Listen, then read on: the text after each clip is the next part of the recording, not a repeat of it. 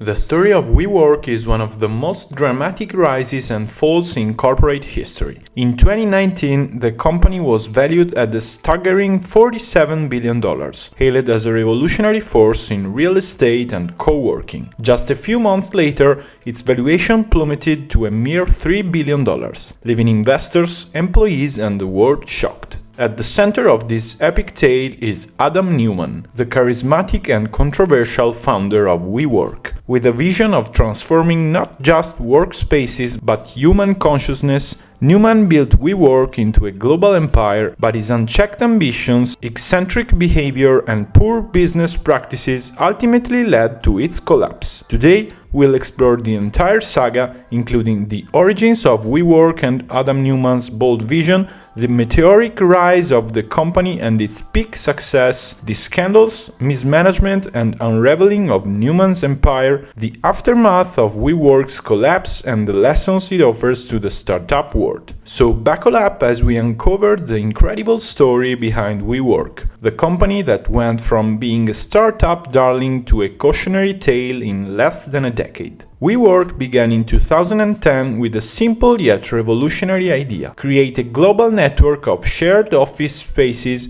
that would foster creativity, collaboration, and community. Adam Neumann, an Israeli immigrant with boundless energy and charisma, co-founded the company with architect Miguel McKelvey. From the very beginning, Neumann's vision was larger than life. He didn't just want to rent office spaces, he wanted to build a movement. He spoke of creating a we generation and claimed WeWork wasn't just a company but a way to elevate human consciousness. This kind of rhetoric captivated investors, employees, and even the media. Neumann's personal charisma was a major driving force behind WeWork's early success. Investors loved his energy and optimism, while employees were inspired by his vision of a better, more connected world. But there were early warning signs of trouble. Neumann's ambitions often seemed disconnected from reality. He wasn't just interested in co-working spaces, he talked about reshaping cities, building schools, and even expanding WeWork to other planets. His grandiose claims helped attract billions in funding, but also raised questions about his ability to run a sustainable business. In just a few years,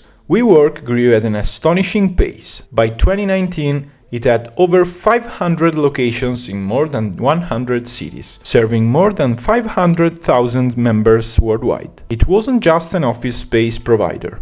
It was a lifestyle brand. WeWork locations offered free beer, yoga classes, and networking events, creating a sense of community that was central to its appeal. This rapid expansion was fueled by massive funding, particularly from SoftBank, which poured over $10 billion into the company. SoftBank's CEO, Masayoshi Son, believed WeWork was a tech company, not a real estate company, and valued it accordingly. At its peak, WeWork's valuation reached $47 billion, making it one of the most valuable startups in the world. Neumann capitalized on this success to live a lavish lifestyle. He purchased multiple luxury homes, traveled in private jets, and became known for his extravagant parties. He even trademarked the word "we" and sold it back to his own company for $5.9 million, a move that would later spark outrage among investors and employees. Despite its success, WeWork was losing money at an alarming rate. In 2018 alone, the company lost $1.9 billion, even as it brought in $1.8 billion in revenue. Critics began to question whether WeWork was truly a revolutionary company or just a real estate business masquerading as a tech startup. In 2019, WeWork announced plans for an initial public offering. This was supposed to be the company's crowning achievement, but instead, it became its downfall. The IPO prospectus revealed shocking details about the company's finances and governance. The company had no clear path to profitability. Neumann owned buildings that WeWork was leasing, creating potential ethical issues. Neumann held shares with 20 times the voting power of regular shares, giving him near total control. But it wasn't just the finances that raised eyebrows. The prospectus also revealed Neumann's bizarre behavior, including declaring that he wanted to live forever, expressing ambitions to make WeWork a global superpower even on Mars, a hard-partying lifestyle that often involved alcohol and marijuana. Investors were alarmed. They began to question whether Newman was a visionary or simply reckless. Within weeks, WeWork's IPO was postponed, and its valuation began to collapse. As the company's troubles mounted, employees and investors turned against Newman. Reports of lavish spending, erratic behavior, and mismanagement further eroded confidence in his leadership.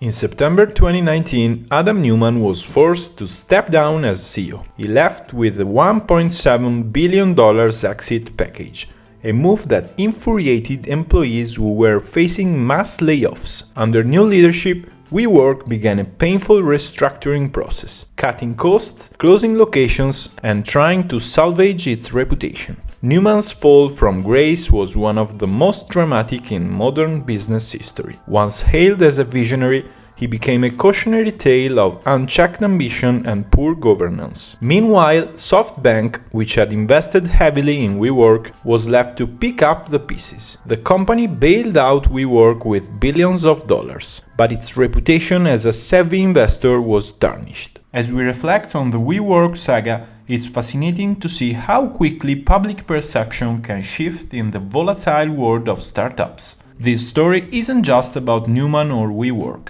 it's a broader commentary on the culture of startups and venture capitalism. In a system where growth is often prioritized over profitability and accountability, companies like WeWork can rise to astronomical heights based on promises alone. However, when the bubble bursts, the fallout is not just financial. The WeWork story offers important lessons for the startup world. Grand visions must be grounded in reality. While Newman's ideas were inspiring, they were often impractical and unsustainable. Strong governance is essential. Companies need checks and balances to prevent reckless behavior. Valuation isn't everything. A high valuation means little without a clear path to profitability. WeWork's collapse also raised broader questions about startup culture. For years, investors had prioritized growth over sustainability, pouring money into companies that promised disruption but delivered little in terms of results. The WeWork debacle forced many to rethink this approach. Today, WeWork is a shadow of its former self. While it continues to operate,